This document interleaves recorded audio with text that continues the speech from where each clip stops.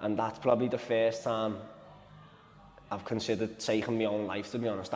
In this day and age as well, it's hard to be happy with what you got, which is pretty much what you just said, because of everyone Keeping else. Up with the Joneses, innit? The social media, everyone's always got the best stuff and got stuff going on. How can you be happy with what you got?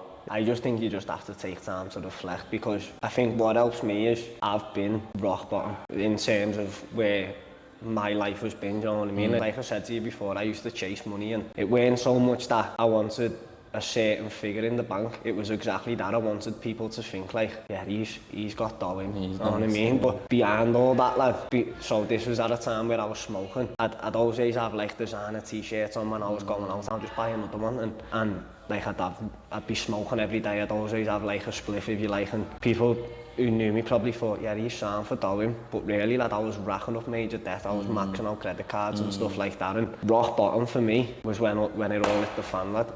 So maxed out credit cards, no money in my bank. I was working and my wages would just go, and this was probably where I found faith, lad. I'm a big believer in God, me, and I probably weren't up until this point. And I remember sitting there one day, and I was just looking at my phone. I was looking at how much I owed on my credit card. I was opening my bank and I was just seeing I had no dough now. I can laugh about it now because I'm not in that place no more, but I was crying my eyes out at the time. I'd sat in my room sobbing. And that's probably the first time I've considered taking my own life, to be honest. That was proper rock bottom for me. That was like peak mental health issues. And then the first time I ever spoke to God, and I was like, I just need a sign that life will get better here. And 3 weeks later, I found out I was having my little girl, and that was like, that was full 360 for me. That was life changing, and life didn't change in that moment. It's not just like, boom, yeah, Sean, no, all that's gone.